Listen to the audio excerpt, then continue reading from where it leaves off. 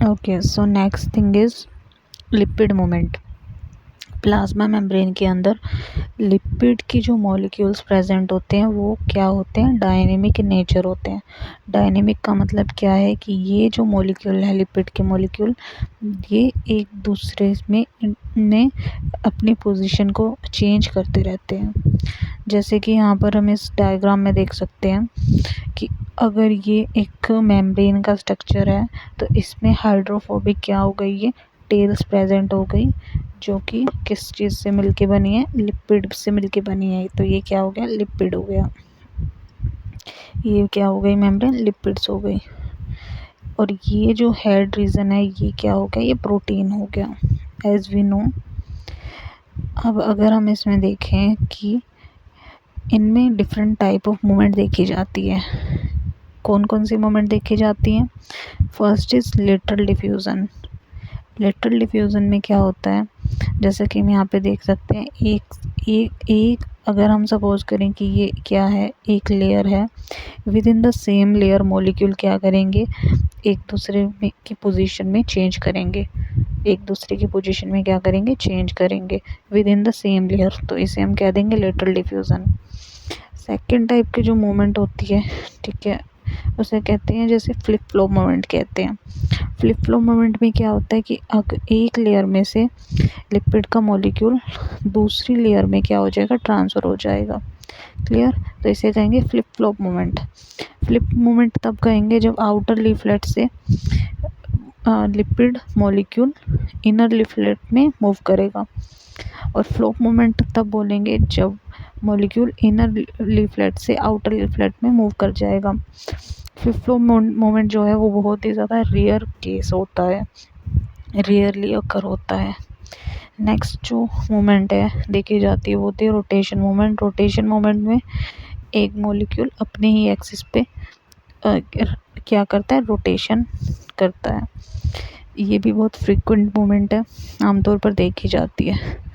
Next क्या है, एक मूवमेंट होती है जिसे क्या कहते हैं, फ्लेक्शन कहते हैं। सो ये lateral diffusion, flexion and rotation are the basic movement. लेकिन जो फ्लिप फ्लॉप मूवमेंट है ये बहुत ही ज़्यादा रेयर केस होता है। हम इसमें डायग्राम्स के थ्रू भी इन मूवमेंट्स को देख सकते हैं। जैसे कि हम यहाँ पर देख सकते हैं कि ये है first uncatalysed trans bilayer flip flop movement. जो फ्लिप फ्लॉप मूवमेंट है वो बहुत ही ज़्यादा स्लो होती है। क्लियर? वेरी स्लो मूवमेंट होती है, जिसमें हम देख सकते हैं कि आउटर लेयर में अगर हम इस मॉलिक्यूल को ध्यान से देख रहे हैं तो ये मॉलिक्यूल क्या हो रहा है, फ्लिप करके आउटर लीफलेट से अंदर की ओर, इनर लीफलेट की ओर ये क्या कर गया, मूव कर गया। जैसा कि हम देख रहे हैं ये आउटर लीफलेट से कहाँ मूव कर गया, इनर लीफलेट की तरफ मूव कर गया। तो इस मोमेंट को कहते हैं फ्लिप मोमेंट। सिमिलरली अगर ये मॉलिक्यूल इनर से आउटर की तरफ चला जाए तो हम इसे क्या बोलेंगे, फ्लॉप मोमेंट। नेक्स्ट जो हम देख रहे हैं लेटरल मोमेंट। लेटरल मोमेंट क्या होती है, वेरी फास्ट मोमेंट होती है, जिसमें हम देख रहे हैं कि with in A same layer एक मॉलिक्यूल अपनी पोजीशन चेंज करके कहाँ हो गया, किसी दूसरी पोजीशन पर चला गया, but with in the same layer. इसके अलावा हम और डायग्राम देख सकते हैं जिसमें देख रहे हैं हम कैटालाइज बाइलेयर ट्रांसलोकेशन। इसमें हम देख रहे हैं कि जो फ्लिप और फ्लॉप मोमेंट है ये कुछ प्रोटीन, इंटीग्रल प्रोटीन के द्वारा करवाई जा रही है। एक स्पेशल स्ट्रक्चर पर एंजाइमेटिक एक एंजाइम से करवाई जा रही है जिसका नाम क्या है, फ्लिपेज और फ्लोपेज। जैसा कि दिखाया जा रहा है कि जो फ्लिपेज है, फ्लिप का मतलब क्या हो गया कि कोई ये जो लिपिड के मॉलिक्यूल हैं ये आउटर मेम्ब्रेन से फ्लिप होकर कहाँ पे आ रहे हैं, इनर मेम्ब्रेन की तरफ। और फ्लोपेज में दिखाया जा रहा है कि जो इनर मेम्ब्रेन के मॉलिक्यूल हैं वो ट्रांसफ़र होके कहाँ जा रहे हैं, आउटर की तरफ। फ्लिपेज और फ्लोपेज दोनों मोमेंट में ही एटीपी का यूज़ होता है। एटीपी को हाइड्रोलाइज किया जाता है, एडीपी, एंड इनऑर्गेनिक फॉस्फेट की फॉर्म में एनर्जी को रिलीज़ किया जाता है।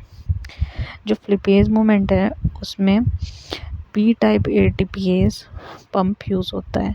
फ्लिपेज किस टाइप का है, पी टाइप ATPase इसमें यूज़ होता है, लेकिन जो फ्लोपेज है वो ABC ट्रांसपोर्टर है। सो इसमें जो मॉलिक्यूल इनर लीफलेट से आउटर की तरफ जाते हैं, इसमें हमने देखा है ऐसे मॉलिक्यूल जो आउटर लीफलेट से इनर लीफलेट की तरफ आते हैं, जैसे कि phosphatidyl ethanolamine and phosphatidyl serine. ये जो दो मॉलिक्यूल हैं, ये आउटर लेयर से इनर लेयर की तरफ साइटोसोल लीफलेट की तरफ मूव करते हैं। आउटर से साइटोसोलिक लीफलेट की ओर मूव करते हैं। कौन? PE phosphatidyl ethanolamine and the second one is phosphatidyl serine. So इसको मूव करवाने के लिए आउटर लीफलेट से इनर लीफलेट मतलब साइटोसोलिक लीफलेट में लाने के लिए ATP को यूटिलाइज करना पड़ेगा, जिसमें इसका हाइड्रोलाइसिस करके और फ्लिपेज की हेल्प से इसे मूव करवा दिया जाएगा। सेकेंड थिंग इज फ्लोपेज के एक्शन में ABC ट्रांसपोर्टर का यूज़ किया जाता है, जिसमें फॉस्फोलिपिड मूव करते हैं कहाँ से? साइटोसोलिक रीजन से आउटर लीफलेट की तरफ मूव करते हैं। So floppase is just opposite the process of flippase, but floppase में जो ट्रांसपोर्टर यूज़ होते हैं उन्हें हम ABC ट्रांसपोर्टर कहते हैं। Similarly like P type ATPase जिसमें ATP का यूटिलाइजेशन हो रहा है, सिमिलरली फ्लोपेज में भी ATP का क्या होगा? यूटिलाइजेशन होगा। बट फ़र्क सिर्फ इतना है कि फ्लोपेज में जो मूवमेंट हो रही है फॉस्फोलिपिड की वो इनर टू आउटर है, मतलब कि साइटोसोलिक टू आउटर लीफलेट में है। बट फ्लिपेज में जो मॉलिक्यूल की जो लिपिड मॉलिक्यूल की क्या हो रही थी, एक्सचेंज हो रहा था, वो कहाँ से हो रहा था? आउटर से इनर की तरफ हो रहा था। So this thing we need to be keep in our mind. Next type of जो मॉलिक्यूल है जो ट्रांसपोर्टर है उसे हम कहते हैं स्क्रैम्बलेज एक ऐसा ट्रांसपोर्टर है जो लिपिड मॉलिक्यूल को दोनों डायरेक्शन में मूव करवाता है। इधर डायरेक्शन मतलब ये ऐसे आउटर साइड भी मूव करवा सकता है मॉलिक्यूल को, लिपिड मॉलिक्यूल को, और इसे इनर साइड में भी मूव करवा सकता है, मतलब कि इक्विलिब्रियम को मेंटेन करता है। किसकी बात कर ली हमने? स्क्रैम्बलेज की बात कर ली। सो आई होप आपको फ्लोपेज एंड स्क्रैम्बलेज इन तीनों के बारे में अच्छे से समझ आ गया होगा। और इसके अलावा जो हमने लेटरल डिफ्यूज़न की बात की, फ्लेक्शन और रोटेशन की बात की, ये पॉइंट भी आपको क्लियर होंगे।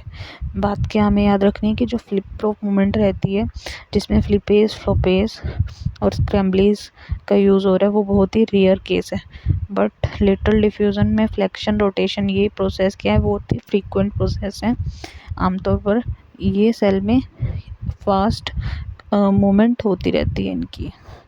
नेक्स्ट जो थिंग हमें पढ़नी है वो है fluorescence recovery after photo bleaching.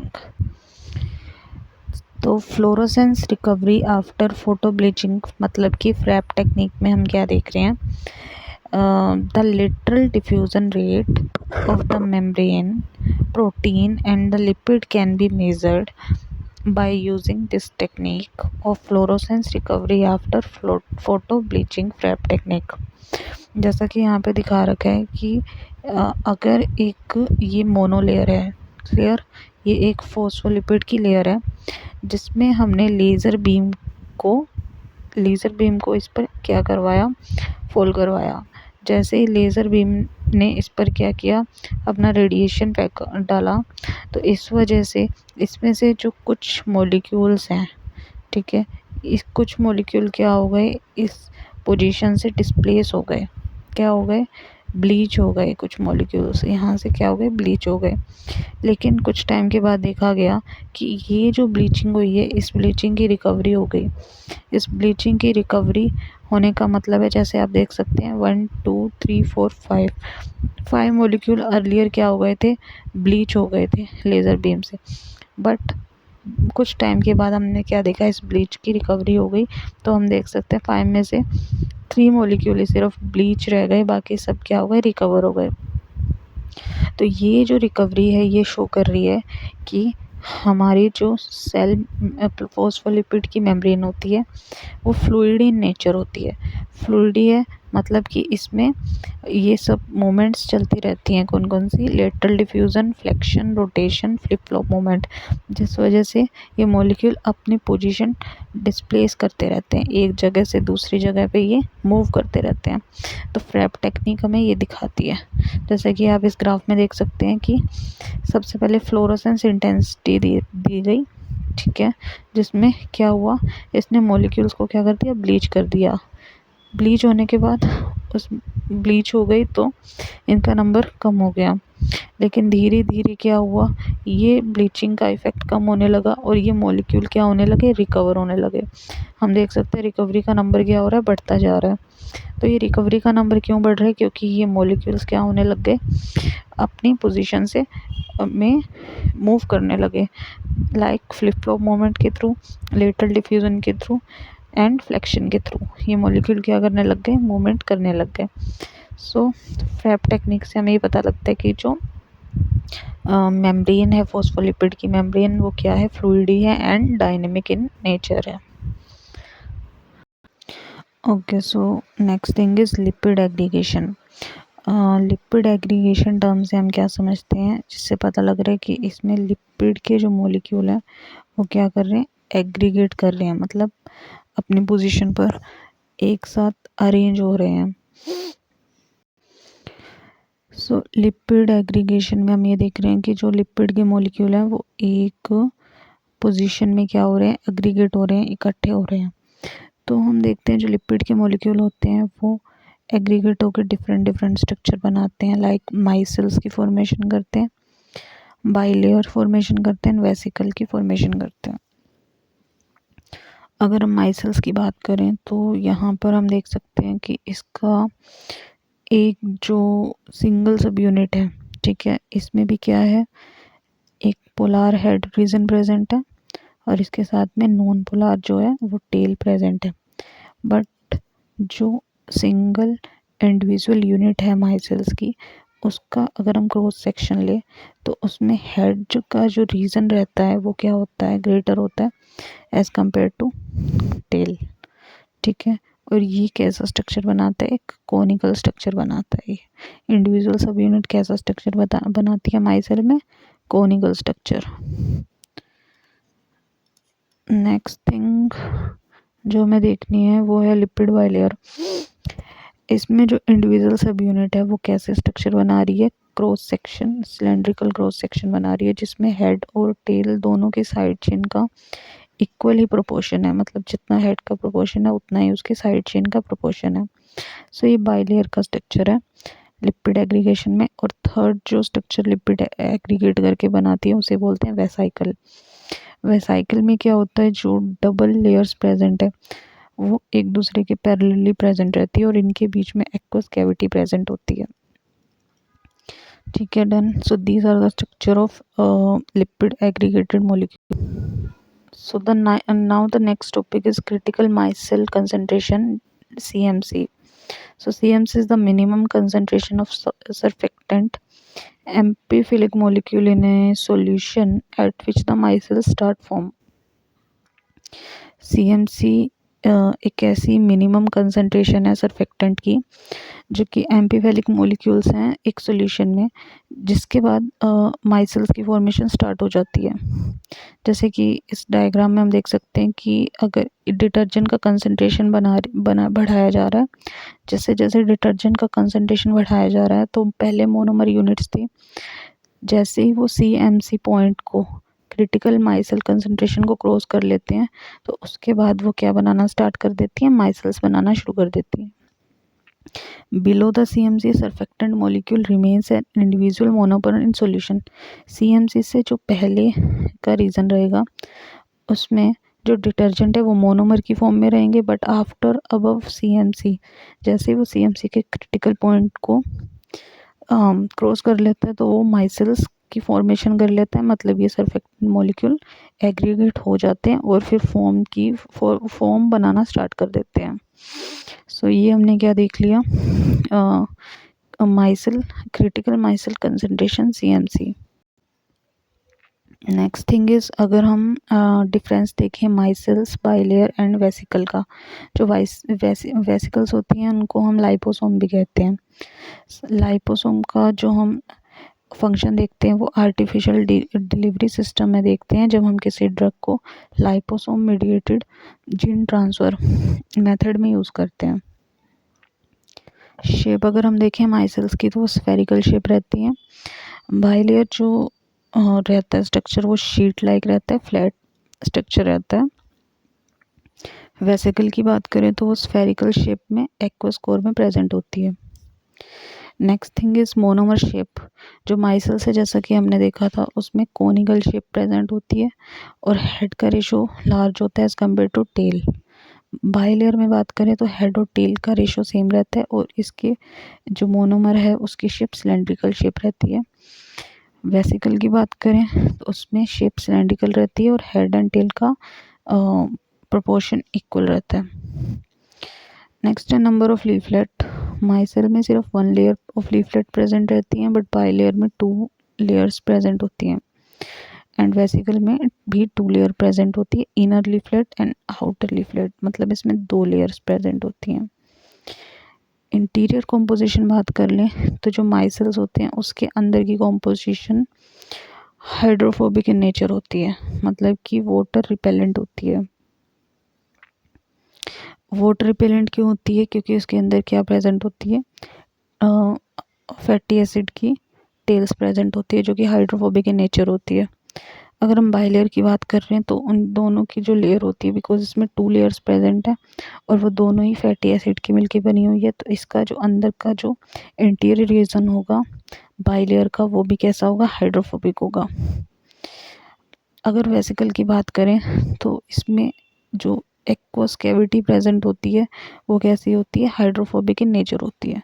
जैसे कि हम डायग्राम में देख सकते हैं कि जो वेसिकल है इसमें हम देख रहे हैं कि ये बाहर का जो रीजन है, ये हेड रीजन है, ये कैसा होता है, हाइड्रोफिलिक रीजन होता है। क्या होता है, हाइड्रोफिलिक। तब ये बाहर के इन्वायरमेंट से क्या कर लेता है, इंट्रैक्शन कर लेता है। बट ये जो अंदर की कैविटी है जो हम यहाँ पर देख रहे हैं, ये टेल लिपिड से मिलके बनी है, इसलिए ये जो रीजन है ये कैसा होगा, हाइड्रोफोबिक इन नेचर होगा। क्लियर। और ये जो इंटरनल एक्वस कैविटी है इसके अंदर हम क्या कर सकते हैं, अपने किसी भी डिज़ायर जीन को इसमें डाल के हम ट्रांसफ़र कर सकते हैं, किसमें, आर्टिफिशियली ट्रांसफ़र कर सकते हैं। नेक्स्ट जो पॉइंट है वो है एक्वस कंपार्टमेंट। जैसा हम दे सकते हैं माइसिल जो स्ट्रक्चर है उसमें कोई भी एक्वस कंपार्टमेंट प्रेजेंट नहीं होता, एब्सेंट होता है।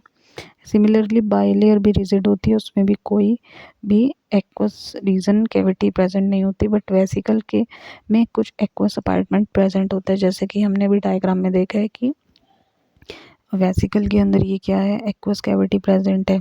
क्लियर। लेकिन हम देख सकते हैं जो बाइलेयर है और जो माइसिल्स है उसमें ये स्ट्रक्चर कैसा है, एकदम फिल हुआ हुआ है टेल के साथ में और कोई भी कैविटी प्रेजेंट नहीं है।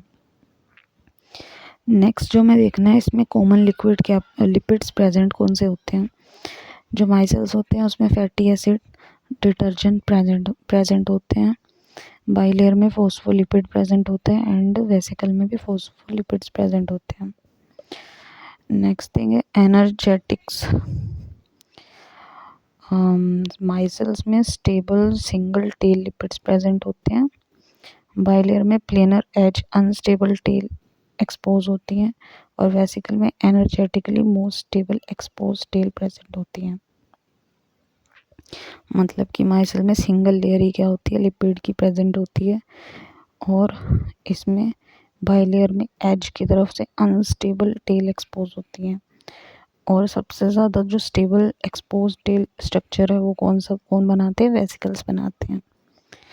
इसके अलावा micelle self assembly in water small head group and lipid.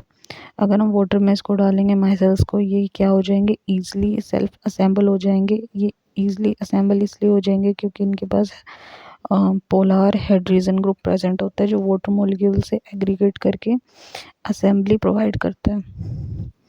Bilayer की बात करें तो ये भी असेंबल हो सकते हैं बिकॉज इसमें फॉस्फोलिपिड्स प्रेजेंट होते हैं। सिमिलरली वेसिकल जो होते हैं वो कैसा एक क्लोज वेसिकल स्ट्रक्चर बनाते हैं बिकॉज इसमें बाइलेयर फोल्ड स्ट्रक्चर प्रेजेंट होता है। बायोलॉजिकल अगर रोल देखा जाए माइसेल्स का तो ये फैट डाइजेशन डिटर्जेंट्स में यूज़ होते हैं। और बाइलेयर सेल मेम्ब्रेन की स्ट्रक्चर फॉर्मेशन में हेल्प करते हैं। एंड वेसिकल मतलब लाइपोसोम का artificial delivery system in drug formation में इम्पोर्टेंट रोल प्ले करती है। So next topic is membrane proteins. जो मेम्ब्रेन होती है उसमें different type of protein present होते हैं, ये हम पहले भी देख चुके हैं। जैसे कि हम इस डायग्राम में देख सकते हैं कि आउटर मोस्ट रीजन में जो प्रोटीन प्रेजेंट है इन्हें हम पेरिफेरल प्रोटीन कहते हैं, जो कि मेम्ब्रेन आउटर मेम्ब्रेन से एसोसिएटेड होते हैं, इसलिए हम इन्हें एक्सट्रिंसिक या फिर सरफेस एसोसिएटेड प्रोटीन्स भी कहते हैं। सेकंड टाइप की कैटेगरी के जो प्रोटीन है उन्हें इंटीग्रल मेम्ब्रेन प्रोटीन और इंट्रिंसिक प्रोटीन भी कहते हैं। जैसा कि हम ये डायग्राम में देख सकते हैं, ये जो टनल लाइक स्ट्रक्चर जो बना रहे हैं मेम्ब्रेन को क्रॉस करने में हेल्प कर रहे हैं, इन्हें हम इंटीग्रल या फिर ट्रांस मेम्ब्रेन प्रोटीन भी कहते हैं। जो इंटीग्रल और ट्रांस मेम्ब्रेन प्रोटीन है ये monotropic in nature and polytropic in nature हो सकते हैं। मोनोट्रोपिक का मतलब है interaction with just one leaflet of the bilayer. अगर सिर्फ एक ही मेम्ब्रेन के लीफलेट के साथ में प्रोटीन इंटरेक्ट कर रहे हैं तो हम उन्हें मोनोट्रोपिक कहेंगे। बट अगर वो दोनों लीफलेट में ट्रैवल करके मॉलिक्यूल को पास कर रहे हैं तो उन्हें हम पॉलीट्रोपिक मॉलिक्यूल कहेंगे। इसलिए जो क्या है पेरिफेरल प्रोटीन है वो मोनोट्रोपिक इन नेचर है, बट जो इंटीग्रल प्रोटीन है और ट्रांसमेम्ब्रेन प्रोटीन है वो पॉलीट्रोपिक इन नेचर होते हैं। नेक्स्ट इज एम्फीट्रोपिक प्रोटीन और लिपिड एंकर प्रोटीन। ये कुछ ऐसे प्रोटीन होते हैं जो कि लिपिड मॉलिक्यूल के साथ अटैच होते हैं, जैसा कि हम इस डायग्राम में देख सकते हैं कि ये क्या है, प्लाज्मा मेम्ब्रेन की लेयर है जिसमें ये एक्सटर्नल रीजन प्रेजेंट है और ये साइटोसोलिक रीजन प्रेजेंट है। तो जीपीआई एंकर जो प्रोटीन है वो कैसे प्रेजेंट है, यहाँ पर एक लीफलेट के साथ में बहुत सारे यहाँ पर क्या है ग्लूकोज के मॉलिक्यूल प्रेजेंट है और उसके साथ में ये हमारा जो प्रोटीन है, ठीक है, ये प्रेजेंट है यहाँ पर, ठीक है। ये प्रोटीन का जो रीज़न है ये एंकर है किसके थ्रू, जीपीआई एंकर के थ्रू, मतलब कि यहाँ पे ग्लूकोज में कुछ शुगर के मॉलिक्यूल प्रेजेंट है और ये फॉस्फोलिपिड की एक लेयर के साथ अटैच है। सिमिलरली आप यहाँ पे देख सकते हैं कि यहाँ पे सिस्टीन अमाइनो एसिड के साथ में वन लेयर में एम्बेडेड है और ये स्ट्रक्चर जो निकल रहा है ये भी क्या है, लिपिड एंकर प्रोटीन है, तो इसे बोलेंगे एसाइलेशन। अब अगर हम देख सकते हैं यहाँ पे क्या प्रेजेंट है, ग्लाइसिन प्रेजेंट है और इसके साथ में क्या है, हाँ क्या है, अमोनिया प्रेजेंट है। तो इस स्ट्रक्चर को हम क्या बोल रहे हैं, प्रीनाइलेशन बोल रहे हैं। तो एसाइलेशन, प्रीनाइलेशन, जीपीआई एंकर प्रोटीन, ये जो स्ट्रक्चर्स हैं ये किसके एग्जाम्पल है, लिपिड एंकर प्रोटीन के एग्जाम्पल्स हैं। जैसा कि हम इस टेबल में देख सकते हैं कि एग्जाम्पल जो हमने प्रोटीन के टाइप देखे हैं, peripheral protein, integral protein and GPI anchor protein. Peripheral जो प्रोटीन होते हैं ये मेम्ब्रेन की सरफेस पर प्रेजेंट होते हैं और लूजली अटैच प्रेजेंट होते हैं किसके थ्रू, आयनिक और हाइड्रोजन बॉन्ड के थ्रू। अगर हमें पेरिफेरल प्रोटीन को रिमूव करना है तो इन्हें रिमूव करने के लिए हमें पीएच में चेंज या फिर यूरिया या फिर चिलेटिंग एजेंट की हेल्प लेनी पड़ेगी जो इन्हें सरफेस से रिमूव करेंगे। जो पेरिफेरल प्रोटीन होते हैं वो कैल्शियम डिपेंडेंट इंटरेक्शन भी शो करते हैं, कैसा, कैल्शियम डिपेंडेंट इंटरेक्शन शो करते हैं। नेक्स्ट है इंटीग्रल प्रोटीन, जो क्या है मेम्ब्रेन में एम्बेडेड है और ये मेम्ब्रेन को पार्शली इंसर्ट कर रहे हैं। इसको रिमूव करने के लिए जो हमें चाहिए वो डिटर्जेंट चाहिए। सिंपल यूरिया या चिलेटिंग एजेंट या पीएच चेंज की वजह से ये मूव नहीं करते, हमें स्पेशल डिटर्जेंट्स की रिक्वायरमेंट होगी जिसकी वजह से हम इंटीग्रल प्रोटीन को मेम्ब्रेन से रिमूव कर पाएंगे। जो डिटर्जेंट होते हैं वो हाइड्रोफोबिक रीजन के साथ में सराउंड होते हैं। नेक्स्ट है जीपीआई एंकर प्रोटीन। सो जीपीआई एंकर प्रोटीन जो होते हैं वो कोवेलेंटली अटैच होते हैं जीपीआई एंकर मेम्ब्रेन के साथ, मतलब एक मेम्ब्रेन के साथ ये कोवेलेंटली प्रेजेंट होते हैं। सो हमें अगर जीपीआई एंकर प्रोटीन को रिमूव करना है तो उसके लिए हमें हेल्प लेनी पड़ेगी फॉस्फोलाइपेज सी की, जो कि जीपीआई एंकर को क्या कर देगा, क्लीव कर देगा। जीपीआई एंकर को क्लीव करने के लिए हमें क्या चाहिए, फॉस्फोलाइपेज सी की हेल्प चाहिए। हाँ, सो एग्जाम्पल क्या है, release protein glycan from the membrane. तो इस वजह से फॉस्फोलाइपेज सी क्या करेगा, जो ग्लाइकन मॉलिक्यूल है उसको मेम्ब्रेन से हटा देगा और जीपीआई लिंक प्रोटीन को भी यहाँ से रिमूव कर देगा। नेक्स्ट जो हमारा टॉपिक है वो इंटीग्रल मेम्ब्रेन प्रोटीन, जिन्हें हम इंट्रिंसिक प्रोटीन भी कहते हैं। इसमें हम एग्जांपल देख सकते हैं अल्फा हेलिक्स स्ट्रक्चर की। तो जो अल्फा हेलिक्स स्ट्रक्चर होते हैं वो मेम्ब्रेन के वन साइडेड वन लेयर में बाउंड होते हैं, जैसा कि मैं डायग्राम में देख सकते हैं कि यहाँ पर एक ही मेम्ब्रेन के साथ में ये अल्फा हेलिक्स स्ट्रक्चर बाउंड है।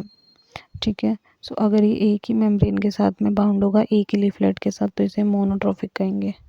क्लियर। और अल्फा हेलिक्स मोनोट्रोफिक के साथ में बाइट्रोफिक भी हो सकते हैं।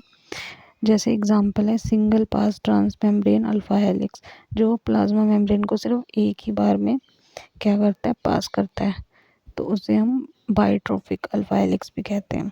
इसके अलावा जो अल्फा हेलिक्स हैं, इंटीग्रल मेम्ब्रेन प्रोटीन है, वो मल्टीपास या ट्रांस मेम्ब्रेन अल्फा हेलिक्स भी हो सकते हैं, जो एक मेम्ब्रेन को मल्टीपल टाइम क्या करते हैं, पास करते हैं। सो ये पॉलीट्रोफिक होते हैं बिकॉज ये दोनों लेयर से क्या कर रहे हैं, इंटरेक्ट कर रहे हैं और मल्टीपल टाइम इंटरेक्ट कर रहे हैं। Next is beta barrel structure highly coil structure present होता है किस पर, प्लाज्मा मेम्ब्रेन के ऊपर। ये सब प्रोटीन क्या होता है, मेम्ब्रेन के अंदर बिल्कुल इमीडिएट प्रेजेंट होते हैं और इसलिए इन्हें इंट्रिंसिक प्रोटीन कहते हैं। नेक्स्ट टॉपिक है most of the transmembrane protein are alpha helix in nature. तो हमें एक बात याद रखनी है कि जो हमारे ट्रांसमेम्ब्रेन है उसमें मोस्ट ऑफ जो प्रोटीन है वो अल्फा हेलिक्स नेचर में प्रेजेंट होते हैं। क्लियर। बट एक एक्सेप्शन है, हमें याद रखना है, जितने भी पोरीन प्रोटीन्स हैं, पोरीन प्रोटीन्स क्या होते हैं, वो अल्फा हेलिक्स स्ट्रक्चर में नहीं होते हैं। उनका स्ट्रक्चर कैसा होता है, बीटा बैरल प्रेजेंट होता है। कैसा प्रेजेंट होता है, बीटा बैरल स्ट्रक्चर प्रेजेंट होता है किसका, पोरीन्स का। They are not alpha helix. इसके अलावा बाकी के जितने भी ट्रांसमेम्ब्रेन प्रोटीन होंगे वो अल्फा हेलिक्स इन स्ट्रक्चर होंगे। नेक्स्ट जो है, अगर हमें number of hydrophobic amino acidic alpha helix structure में हमें फाइंड करने हैं, क्या फाइंड करने हैं, नंबर ऑफ अल्फा हेलिक्स। तो हम कैसे फाइंड करेंगे, तो हम इसका हमें फॉर्मूला यूज़ कर सकते हैं कि अगर हमें पता करना है कि एक प्लाज्मा मेम्ब्रेन में, ठीक है, कितने number of hydrophobic amino acid present है। जैसे कि हमें पता है कि जो इंटीग्रल प्रोटीन होते हैं अगर उन्हें प्लाज्मा मेम्ब्रेन को क्या करना है, पास करना है, तो उसके अंदर में हाइड्रोफोबिक अमाइनो एसिड होने बहुत ज़रूरी है, तभी वो मेम्ब्रेन में क्या होगा, इंसर्ट हो पाएगा। तो number of hydrophobic amino acid, एक minimum number of hydrophobic amino acid present होना चाहिए अगर उसे मेम्ब्रेन के अंदर में पास होना है। तो मिनिमम जो नंबर है हाइड्रोफोबिक का वो 20 हाइड्रोफोबिक अमाइनो एसिड मिनिमम होने चाहिए अगर उसे इंटीग्रल प्रोटीन ट्रांसमेम्ब्रेन प्रोटीन बनना है। तो अब हम number of hydrophobic amino acid कैसे फाइंड आउट कर सकते हैं, तो हमें इसका फॉर्मूला यूज़ करना है, hydrophobic core length of the membrane. First हम क्या लिखेंगे, मेम्ब्रेन की लेंथ कितनी है अपॉन में distance between amino acid in alpha helix. उस अल्फा हेलिक्स में एक अमाइनो एसिड से दूसरे अमाइनो एसिड के बीच में कितना डिस्टेंस होगा, ठीक है, दो रेसिड्यूज के बीच में कितना डिस्टेंस प्रेजेंट है, अपॉन में हम क्या कर देंगे, कितनी मेम्ब्रेन की लेंथ प्रेजेंट है। अगर हम इसको फाइंड आउट कर लें तो हमारे पास जो आंसर निकल के आएगा वो आएगा number of hydrophobic amino acid. So हम इस फॉर्मूले की हेल्प से number of hydrophobic amino acid को फाइंड आउट कर सकते हैं। नेक्स्ट जो है वो है बीटा बैरल्स। बीटा बैरल्स भी क्या होते हैं, ट्रांस मेम्ब्रेन प्रोटीन स्ट्रक्चर होते हैं जो कि बीटा स्ट्रैंड से मिलके बने होते हैं। अगर हम बात करें कि जो बीटा बैरल्स होते हैं वो बैक्टीरिया के, माइटोकॉन्ड्रिया के एंड क्लोरोप्लास्ट की आउटर मेम्ब्रेन में प्रेजेंट होते हैं। जैसे कि मैंने बताया कि beta barrels are example of porins, मतलब जो पोरेंस होते हैं वो किससे मिलके बने होते हैं, बीटा बैरल से मिलके बने होते हैं। इनका फंक्शन क्या है, वाटर फिल्ड चैनल और selective transport of small hydrophilic molecule. ये क्या करते हैं, वाटर मॉलिक्यूल या फिर स्मॉल हाइड्रोफिलिक मॉलिक्यूल को अपने में से पास होने देते हैं, इसलिए इसका एग्जांपल क्या है, पोरेंस है। तो हमें याद रखना है कि porins are beta barrel proteins, but rest of the trans membrane जो मेम्ब्रेन है वो क्या होती है, अल्फा हेलिक्स स्ट्रक्चर होती है।